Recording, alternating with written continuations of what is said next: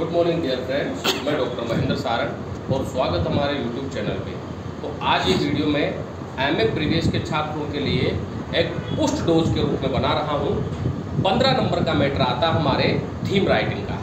तो जो भी आरयू से, ब्रज से, कोटा से, महाराजा गंगा सिंह से, शेखावाटी से जो एग्ज़ाम दे रहे हैं वो इस वीडियो को पूरा देखें और जाने कि थीम राइटिंग कैसे लिखी जाती है, क्योंकि बच्चों को दिक्कत आ रही है कि सर हम थीम राइटिंग कैसे करें, और कईयों के इसमें फेलेसी भी है। मैं अगला वीडियो उस पर भी बनाऊंगा। तो थीम राइटिंग 15 नंबर की आती है, और अगर आपको 15 में से 15 नंबर चाहिए तो इस वीडियो को ज़रूर देखें। और मैं इस वीडियो में इम्पोर्टेंट थीम राइटिंग कौन सी है 2024 के एग्जाम के लिए, वो भी मैं बताने जा रहा हूँ। तो सबसे पहले अपन बात करते हैं इम्पोर्टेंट थीम्स जो इस साल के लिए सबसे इम्पोर्टेंट है।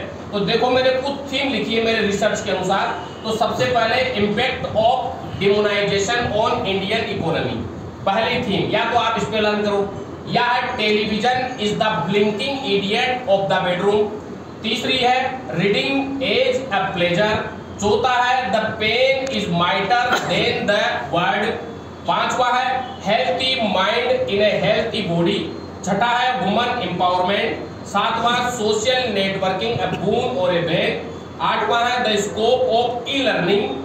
नौवां है ऑनलाइन एजुकेशन। 10वां है इम्पोर्टेंसी ऑफ गेम्स।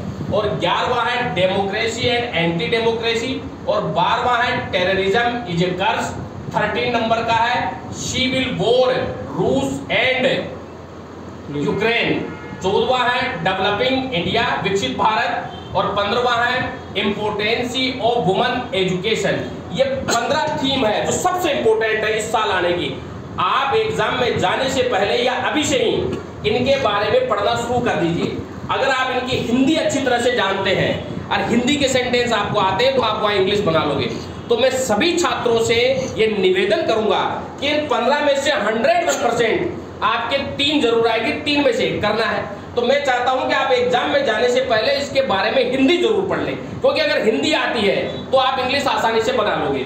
और हिंदी और इंग्लिश दोनों पढ़िए ताकि आप अच्छे तरीके से कर पाओ। अब हम बात करते हैं कि सबसे अच्छी थीम राइटिंग कैसे लिखी जाती है और थीम राइटिंग के प्रोसेस क्या होती है लिखने की। तो देखो, थीम राइटिंग में कोई पॉइंट नहीं लिखे जाते हैं, इसे डायरेक्ट लिखा जाता है। थीम राइटिंग कभी भी पॉइंटों के साथ नहीं लिखी जाती है, और कम से कम 125 वर्ड से 150 वर्ड्स के बीच में आपको थीम राइटिंग कंप्लीट करनी है। यानी कि आपकी एग्जाम की कॉपी का पूरा एक पेज आपको थीम राइटिंग के लिए भरना है। तो सबसे पहले तो आपको टाइटल लिखना है कैपिटल अक्षरों में कि आप किस पर थीम राइटिंग कर रहे हैं। और सेंटेंस जो होने चाहिए ना आपके इजी और सिंपल होने चाहिए। इसमें हार्ड और लेंथी सेंटेंस नहीं चलते, छोटे छोटे सेंटेंस और मैचिंग सेंटेंस होने चाहिए। Don't use lengthy sentence. और राइट इन 125 वर्ड्स में लिखना है, और राइट विदाउट पॉइंट, बिना पॉइंट के लिखना है। यूज सीरियल सेंटेंस यानी पॉइंट टू पॉइंट लिखना है, और यूज योर सजेशन। ध्यान रखें, लास्ट वाला पॉइंट ध्यान रखें। अगर आप थीम राइटिंग कर रहे हो तो लास्ट में अपने सजेशन जरूर लिखें। थीम राइटिंग के लास्ट में आप अपने सजेशंस दीजिए, कि जैसे कि आप लिखो इंपोर्टेंस ऑफ वुमन एजुकेशन पे लिख रहे हो तो आप अपने सजेशन भी दे सकते हैं कि वुमन एजुकेशन को हम इस तरह से बढ़ावा दे सकते हैं। इस तरह के हमें कार्य करने पड़ेंगे कि वुमन एजुकेशन जो है वो ज्यादा फलीभूत हो। तो इस तरह से आप अपने सजेशंस भी थीम राइटिंग में दे सकते हो। और थीम राइटिंग में छोटे छोटे सेंटेंस और वर्ड वोकैबुलरी मजबूत होनी चाहिए। आप ऐसे सेंटेंस न लिखिए जो एक सेंटेंस कौन सा लिख रहे हो दूसरा उससे मैच ही नहीं हो रहा है। आप लेंथी सेंटेंस न लिख करके पॉइंट टू पॉइंट सेंटेंस लिखिए। इसी तरह से लिखे जाते हैं, बिना पॉइंटों के लिखे जाते हैं। और इस तरह से अगर आप लिखोगे तो आपकी थीम राइटिंग अच्छी बनेगी। लेकिन मैं फिर कहने जा रहा हूं, अगर आपको अच्छी थीम राइटिंग करनी है तो जो 15 आपको थीम राइटिंग्स मैंने बताई है आप इनके बारे में हिंदी पढ़ लीजिए।